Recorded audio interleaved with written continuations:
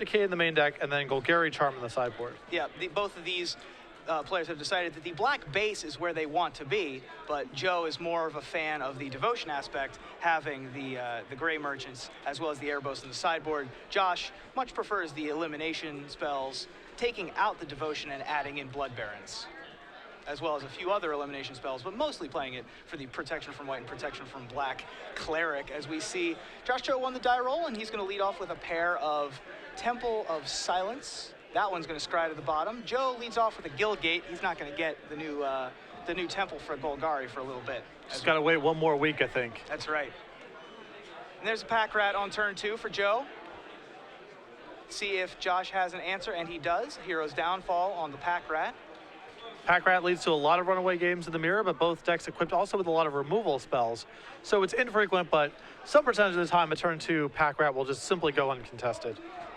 An untapped Overgrown Tomb means Joe goes to 18 in order to play Night Veil Spectre, and Josh moves to his 4th turn, deciding where he wants to go from here. Night Veil Spectre, of course, another very threatening card in the mirror, and similar matchups as so many of the spells overlap and are easy to cast. Going to lead off with Duress, does Josh Cho, and he's going to spy a whole mess of kill spells. Oh, just 2, actually. I thought there were more than that. He's going to see 2 Gray Merchants in addition to 2 kill spells, a Hero's Downfall and an Abrupt Decay, as well as Golgari Guildgate. Duress you don't see very frequently in main decks. You generally see the 4 Thoughtseizes and then Duresses in the sideboard, which is actually a little surprising to me. There's so many matchups in the metagame where Duress is close to as effective as Thoughtseize. Josh has moved 2 into his main deck for this tournament. Yeah, as you see, we have his deck denoted as black-white control, not black-white mid-range, as we sometimes referred to it, because he's got an Elspeth, he's got more discard spells, he's got fewer creatures, a much leaner deck. He also drops Ratchet Bomb out of the main deck, so that will be able to take care of random Pack Rats on the other side of the board, for example, as Joe is going to get in with his Night Veil Spectre and find Underworld connections. Not shabby, although even though that's very good for Joe, remember that Josh does have this Ratchet Bomb in play. He's trying to set to 3 anyway because of the Night Veil Spectre, and so Joe will get some cards out of this, and if he finds an Abrupt Decay, that's very good for him, but unlikely to completely run away with the game with the Underworld connections. Josh finds Devour Flesh on top and plays Mutavault as his next land. 5 lands in play currently. This is typically where you see Blood Baron come to play. But instead, we're going to attack for 2 with Mutavaults and then drop Devour Flesh, bringing Joe back up to 20. Yeah, and Josh, you know, even with that Ratchet Bomb in play, Josh really can't afford to take that many Night Veil Spectre hits, and you see Joe pick up an Abrupt Decay off the top, which is excellent for him as it allows him to get rid of this Ratchet Bomb and possibly run away with the game with Underworld connections. He also has a pair of Hero's Downfalls in his hand, so he's going to be able to take care of whatever Josh plays that isn't an Underworld connections of his own.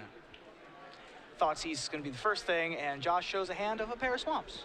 And for as far ahead as Joe is right now, these are the exact kind of games against Mono Black, or Black Green in this case, where a Blood Baron off the top can steal it. And guess what just showed up? As if on cue. It's almost like you planned it that's exactly how we drew it up. Yeah. As Josh Cho finds Blood Baron of Vizkopa right off the top of his deck. And in comes Blood Baron of Vizkopa. Joe Abrupt Decays the Ratchet Bomb, and Josh clearly not particularly happy about that, so Joe's going to be able to untap and keep using Josh's Underworld connections against him. But he's now facing down a 4/4 that now has Devour Flesh protection. And so how does Black-Green dig out of this? He's got to set up a turn where he's able to use other removal spells to kill the Mutavaults while also having Devour Flesh available. So it's asking a lot. That's a lot of Mutavaults, though. There's one of them gone. So Joe's only going to take 6 this turn, falling to 9. 3 Mutavaults is a whole lot to protect Devour Flesh. And so these Heroes Downfalls are pretty much going to have to trade with Mutavaults because Abrupt Decay can't kill them. It says target non-land permanent, even though it can become a creature. Joe's got to keep digging, finds the Devour Flesh, so he finds the final piece to the puzzle, but he's going to be he's going to need to find answers to these Mutavaults before they kill him as well. And mana is a constraint as well, as Joe has to set up a turn of multiple kill spells. Requires a lot of mana, a lot of things to go the right way. He does have a couple Great Merchants in his hand, which buys him some time, you know, to piece together the sequence that he needs, but it will be difficult for him to cobble together an answer for Blood Baron. Yeah, and those Gray Merchants aren't really going to be a win condition at this point because Josh is going to be gaining 4 life a turn. As Joe decides to pass the turn here. Yeah, he's trying to set up, he's hopefully hoping that Josh will attack with his Mutavaults, and he can basically set up this sequence over multiple turns of using some mana this turn to get rid of 1 Mutavault, which lessens the amount of mana he needs in subsequent turns to kill active Mutavaults and then edict away the Blood Baron. And so Josh just brings in the 2 Mutavaults. One gets Heroes Downfalled, and the other one joins Blood Baron in the red zone to drop Joe to 2. He's going to go to 1 to keep digging for answers, see if he can find something. Little rub for luck on the table. It's fine. It's a pack rat. Usually very good, not particularly in this situation. But Great Merchant essentially gives him another look at it, assuming that Josh hasn't drawn a removal spell. And there is Gray Merchant of Asphodel. Draining for 4 thanks to the Underworld connections on Joe's side of the board. So he'll go to 5. Josh will go to 22. And Josh is going to untap. And Joe drawing a little bit thin here. He really needs to have Josh draw nothing, basically, over the next several turns. That Thoughtseize is going to be a problem, though. That's a backbreaker, as he knows that Josh is going to be able to take the Edict, and then there's no way for him to get out from the Blood Baron. Yep, and there's a fist pump from Josh, being able to beat pretty much a very good top of the deck of Nightveil Spectre from Joe, and Josh is going to be able to steal game 1 as we move to sideboards. So Joe has 3 additional, sorry, not 3 additional. He has 3 copies of Duress in his sideboard he could bring in. He has 3 copies of Lifebane Zombie. I anticipate this coming in because Blood Baron is specifically a card that he's trying to answer. 3 copies of Dark Betrayal, of course, excellent against Josh's primarily black creature base. He can bring in 2 copies of Golgari Charm if he wants to fight over Underworld Connection specifically, but I think Abrupt Decay and the discard basically cover you there. And he has a single copy of Erebos that I expect to come in as well. I also think that Gaze of Granite is a little bit interesting. It can be a late answer to a Blood Baron. It can also answer Underworld Connections, but you need to get to that point in the game. Additionally, the decks have so many overlapping permanents that a symmetrical sweeper like that, especially one that's expensive, can be really challenging to set up. And in the case of Underworld Connections, a lot of damage can be done in the interim while you're waiting to get it going. So. Absolutely. Meanwhile, over on Josh's side of the board, he's got 2 Obsidian Ghost Council, 3 Sin Collector, 3 Lifebane Zombie, 3 Dark Betrayal, 2 Doomblade, I don't expect those this game, and a singleton of Duress and a singleton of Farika's Cure. I would anticipate probably these Obsidots are going to come in. Sin Collector's a possibility. I don't think it's particularly good in this matchup, as most of the things you're afraid of are enchantments and creatures. But it will pick off a random Hero's Downfall or something like that, maybe an Abrupt Decay. And of course, Dark Betrayal. Yeah, I think that Sin Collector is pretty good in these kind of games because you're often just trying to clear a path for one threat. Blood Baron's the most obvious one. Elspeth comes up from time to time. Usually these black decks only have one answer that can answer those kind of threat cards. Only Hero's Downfall really answers Elspeth in the long term. Only Devour Flesh can stop Blood Baron. And so Sin Collector gives you a lot of information and it allows you to know which door is open for which of your threats that are otherwise very challenging to remove. The Obsidians are another curious case. I think that primarily they're in people's sideboards for matchups where the opponent has Mizzium Mortars, as Blood Baron's quite bad against Mizzium Mortars, and Obsidian is very good in those kind of matchups and against that card specifically. I don't know if he wants it here. Of course, cards like Dark Betrayal answer it very efficiently, as does Hero's Downfall.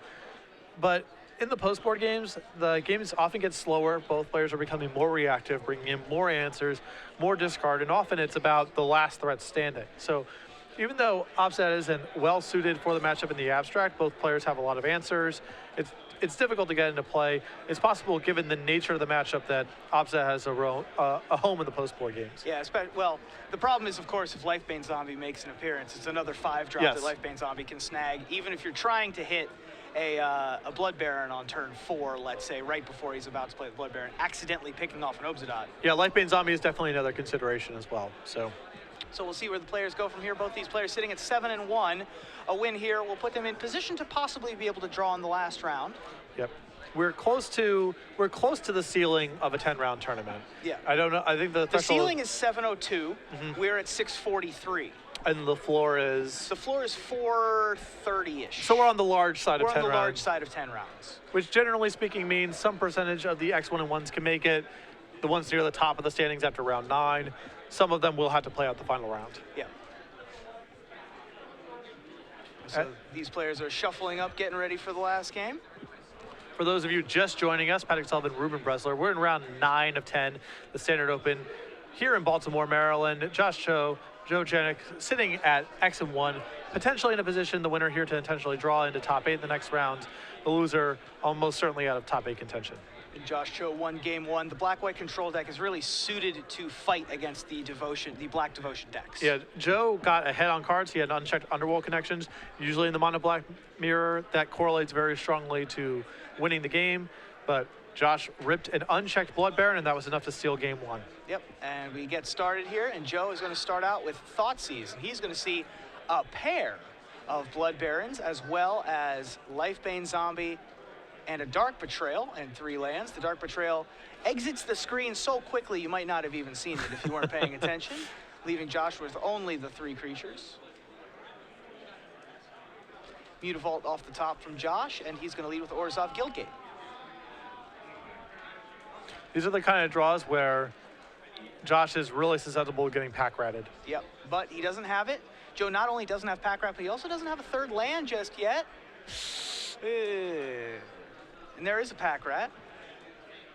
So he had the Guildgate for the turn 3 pack rat, but no 3rd land.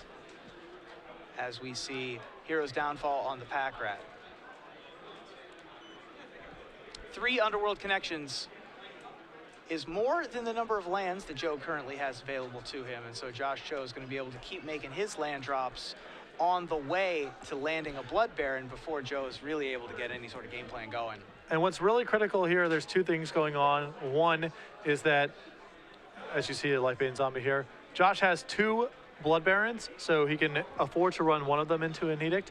Additionally, he has a Mutavault in play, which gives him additional Edict insurance. So Josh is, the pacing in the game, obviously, Joe's missing land drops. Josh is on pace to be able to get the Blood Baron without too much going on the board. He also has insurance against Devour Flushes. He's also looking at Joe's hand right now and seeing that there is no Devour Flush. Yep. And so that Abrupt Decay is going to take out that Lifebane Zombie, and a 3rd land off the top is going to be able to snag one of those Blood Barons. So Josh might want to try to play this one on turn 5. Now the danger there is, do you play around Devour Flesh or do you play around top deck Lifebane Zombies? Yeah. He decides that he's going to play around possible top deck Lifebane Zombies. Joe doesn't have an answer to the Blood Baron currently. Instead, he has 3 Underworld Connections and a Nightveil Spectre. Yeah, I think the possibility of also getting Thoughtseize there is enough to push the decision over the top. Josh is, going to put his opponent on a 1-turn window to find an Edict, and if he doesn't have it, then Josh is in great position. So Josh is going to be able to get the 4/4 lifelink protection from Black Train going this turn. He does also have all the mana he could ever want and a Mutavault in play. All the colors of mana, I should say. Right. He does want to try to get to 6 for his one of Elspeth, Sun's Champion, and to play multiple spells in a turn and activate Underworld Connections and the like. But for now, he's happy with just a 4/4 lifelinker protection from your deck.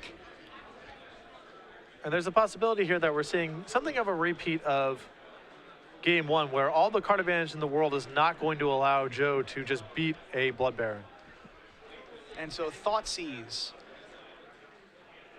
targets Joe, and that's going to snag the Nightveil Spectre, leaving Joe with 2 more copies of Underworld Connections. And I like that play a lot from Josh. The instinct there is to take Underworld Connections is more powerful, but Josh is already conceding the card advantage fight. Joe has Underworld Connections, and Josh doesn't have any of his own, so try to make this into a tempo game. Now, Joe does find the Devour Flesh, so if he is able to find a 2-mana kill spell for the Mutavault, and that doesn't do it right there, because that can't target lands, of course, that Abrupt Decay. He'll need to find a Hero's Downfall at some point in the near future. And the way that this game is going, the draws that are critical for Josh right now are actually additional creatures, as bad as they generally are in the Black Mirror match. Anything that taxes Joe's removal, causes him to spend mana killing other things, means it's less likely that the Devour Flesh ultimately tags Blood Baron, which is Joe's path to victory here. And Josh does not find another creature. So if Joe is somehow able to find another kill spell on top of his deck, he's going to be able to use that Devour Flesh to get rid of this Blood Baron before it completely overruns him. Joe has not found it just yet, instead finding Thoughtseize and the 4th Underworld connections. The 4th one, not nearly as good as the first one. Not even nearly as good as the 3rd one, I don't think. As the 3rd one hasn't even entered the battlefield yet. We see 2 Mutavaults. Those are gonna try and trade with the Blood Baron, or at least hold the Blood Baron off. They might be doing an okay job of it as Josh draws his card and leans back in his chair. Doesn't really know how to proceed here. A little bit of pensive look on his face. Yeah, and you know, certainly the long game is not favoring him against these 2 Underworld connections, so it's critical for him to win this game quickly, and if he can't, then Joe is likely to generate a large edge over time here. As he's already, I would imagine he's drawn double-digit more cards than Josh this game, and he does find the Hero's Downfall, so he's going to be able to combine the Hero's Downfall with the Devour Flesh to be able to kill both the Mutavault and the Blood Baron. Thoughtseize takes a gander at Josh's pair of lands, being a little bit flooded this game.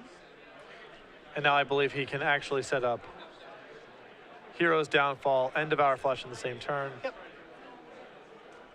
And so with that resolved, but with the Devour Flesh still on the stack, Hero's Downfall will take down the Mutavault, Devour Flesh will take down the Blood Baron. Josh will go to 30, now go to 27 with Joe only at 6, but the long game still does not favor Josh Cho. Although Josh definitely still has some top decks left. Another Blood Baron, potentially offset. Joe's hand is still pretty bad. It's just more Underworld connections and Abrupt Decay. So Joe is not quite out of the woods just yet. And Joe only has 6 life, so those Underworld connections aren't really going to be able to do him any good unless he manages to find a Gray Merchant to gain some more life or something along those lines. Now Josh is playing the white splash of the deck, which means no Gray Merchant in his list. Yes. And so in comes 7 power, dropping Josh back down to his starting life total of 20. And a Dark Betrayal was his draw for the turn, so that'll slow the march of the 3-1, I suppose. But doesn't really answer the main problem he's facing down, which are these Underworld connections. Joe gets a Temple of Mystery. Those are additional scry lands that allow him to cast Nightveil Spectre. Yep. So it's a green source of mana that also casts Nightveil. And in come the 7 power again. Dark Betrayal is going to take down the 3-1. Josh goes to 16. Still has a turn or 3 to be able to find what he's looking for, but not a ton. Yeah, but his 5-mana creatures are still live draws. Yep, all 6 of his 5-mana creatures are going to be live draws, and there is one of them. There is a Blood Baron. We'll see if Joe is able to find another Devour Flesh to be able to handle it. Joe is only at 5, but he does have those 2 Mutavaults. Yes. To be able to prevent Josh from attacking. So we might just be at a standstill, which still favors Joe because he's just going to keep drawing those cards. He'll be able to draw 4 more cards before he has to stop. Yeah, and any Gray Merchant he finds here is also quite bad for Josh. There's an Erebos. That's going to prevent Josh's life gain at least, but doesn't really matter at this point. It's another big body. I mean, yeah. But he's looking for some really specific cards, and I think he just found one. He found a Gray Merchant on top. So with 7 mana, he will be able to use the Gray Merchant to gain 6. That'll put him to 9. Or I'm sorry, he'll be able to gain more than that. There's Lifebane Zombie, 2, 4, 6, 8 to go to 11. Gives him quite a bit of a cushion here. He now only has 1 Mutavault back, so he's no longer threatening to trade with the Blood Baron, but the additional life means he doesn't care about that too much this turn. And so Josh draws his card, and it looks like it is... I believe he drew a Sin Collector. Sin Collector, okay.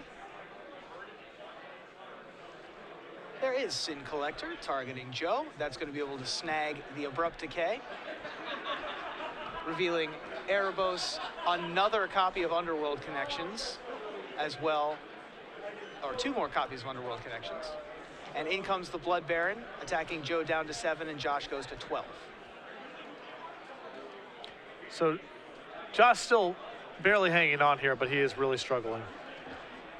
Yeah, he's going to need for Joe to not really be able to top deck an answer to the Blood Baron there, and also not die to top deck to Gray Merchants going forward. Right, and as he is only at 12. Yeah, and Erebus is also going to close the door here, as now the Blood Baron is no longer pulling him back ahead in life in terms of the damage race.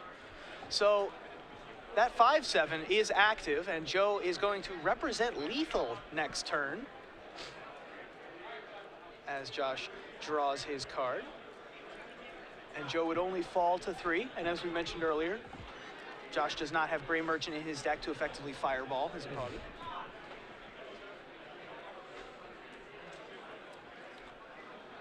Played the Godless Shrine from his hand and passed the turn right back to Joe,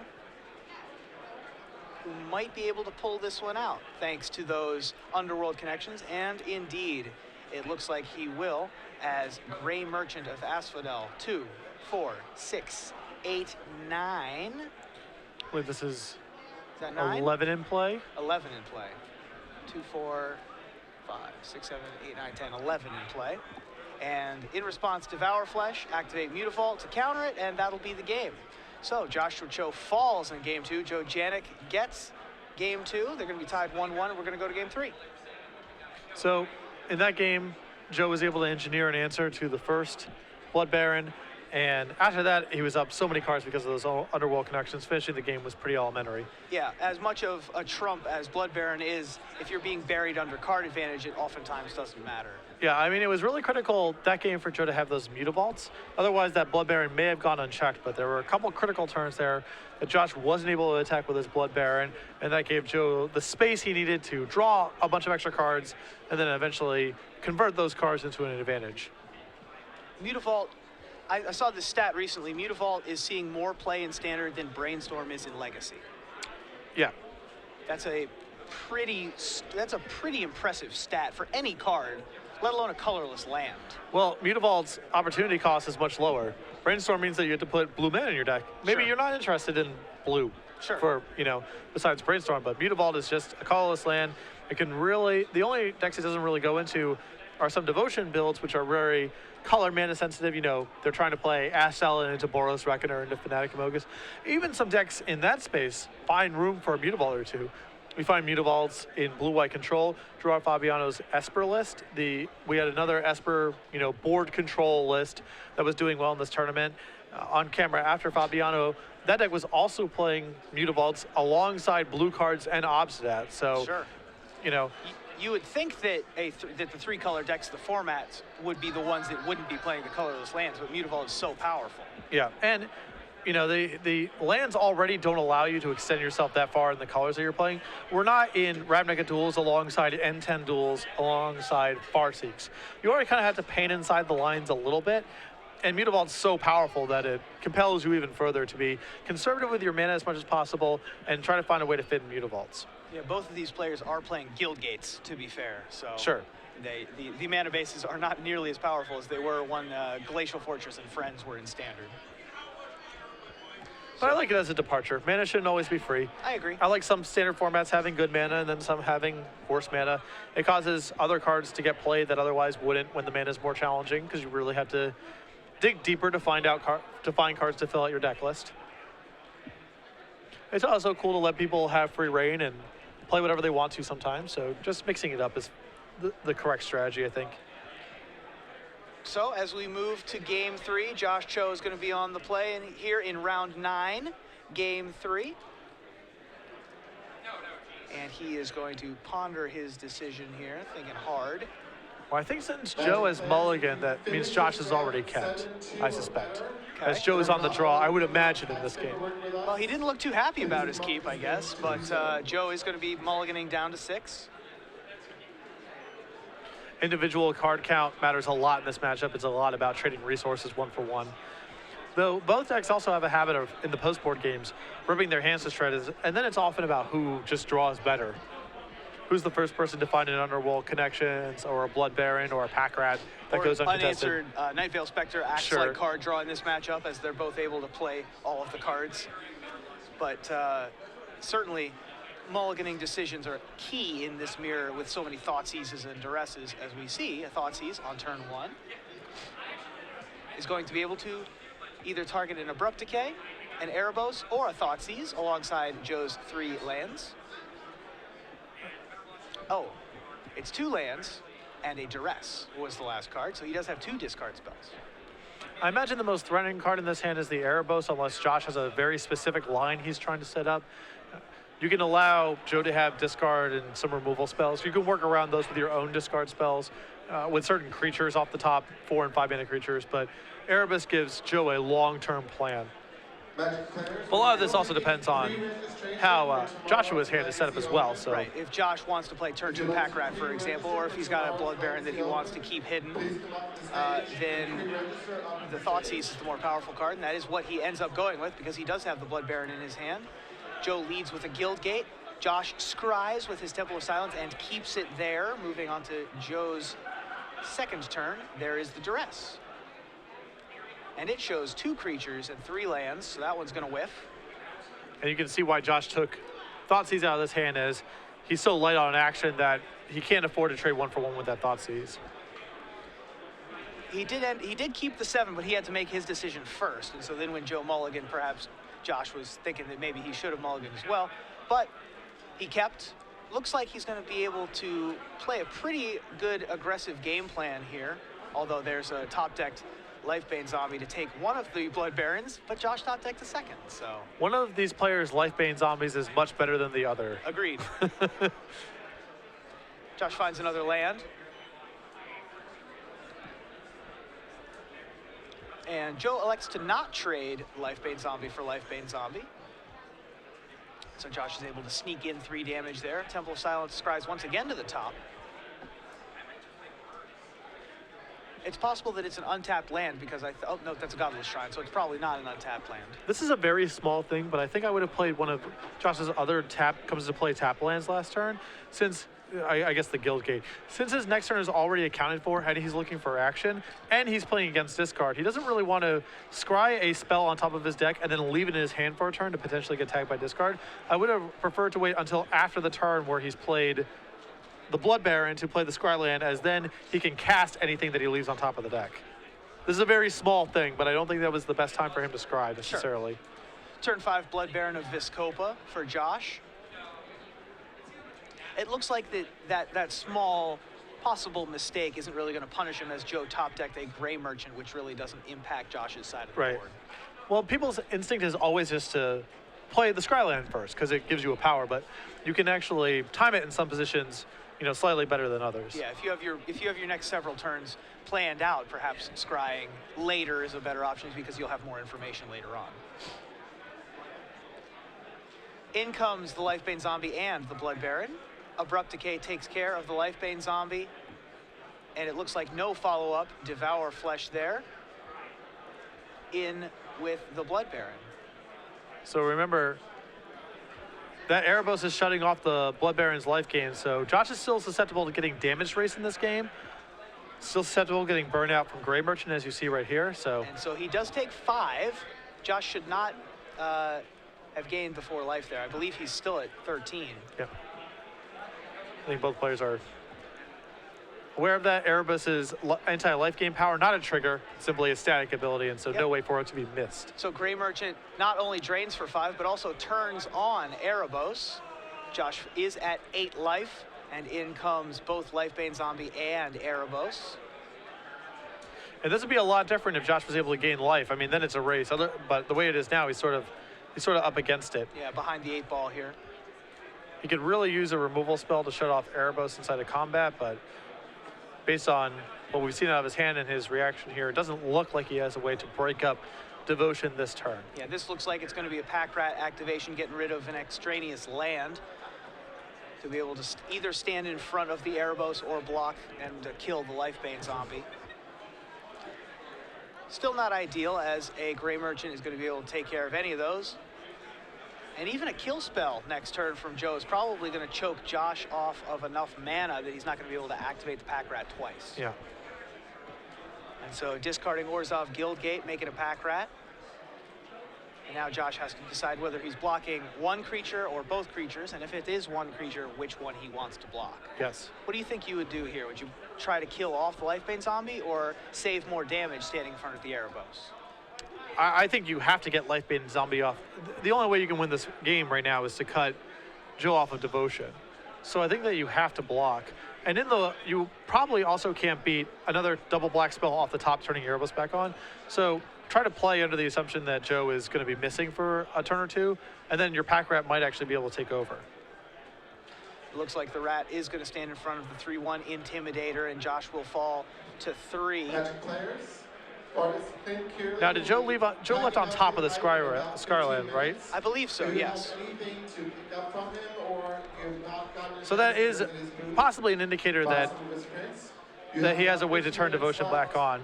And if that's the case, then that gives Josh a pretty large incentive to double block. He also has Erebus in play to draw a card, so he may be able, even if it's not on top, there's a reasonable chance he gets another crack at it with his draw steps.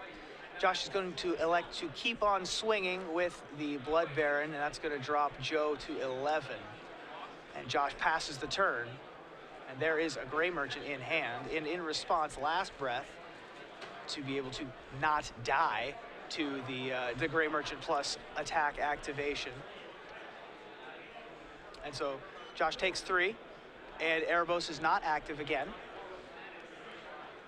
And so that Last Breath actually canceled out the attack, but also canceled out a possible win from Joe's deck. Yeah, but it's just very hard for Josh to keep Joe off of Devotion for the remainder of the game, since Joe is able to draw so many cards. He has a lot of life from his Gray Merchants from that Last Breath that we just saw. And Josh, again, unable to race because of Erebos. And there is Underworld Connections. That's a pretty dangerous Underworld Connections, and he's going to have to use it here. This is probably a defensive Blood Baron at this point, standing in front of powerful creatures on the other side of the board, just trying to dig your way out with card draw.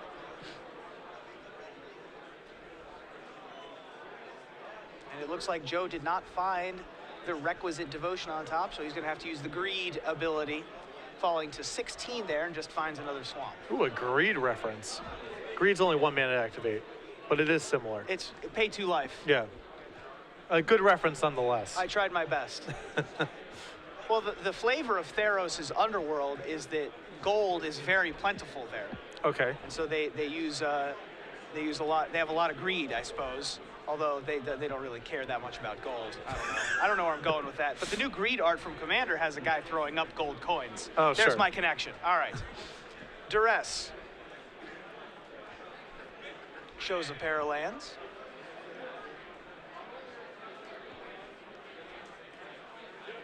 And Josh Cho still a little bit under the 8 ball. He's at 3.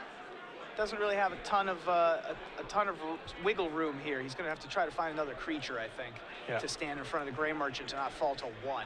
Or a removal spell. Or a removal spell will work. But he needs Joe to miss a lot of draws in a row. But a lot of his removal is a miss here, too, as he can't kill Blood Baron.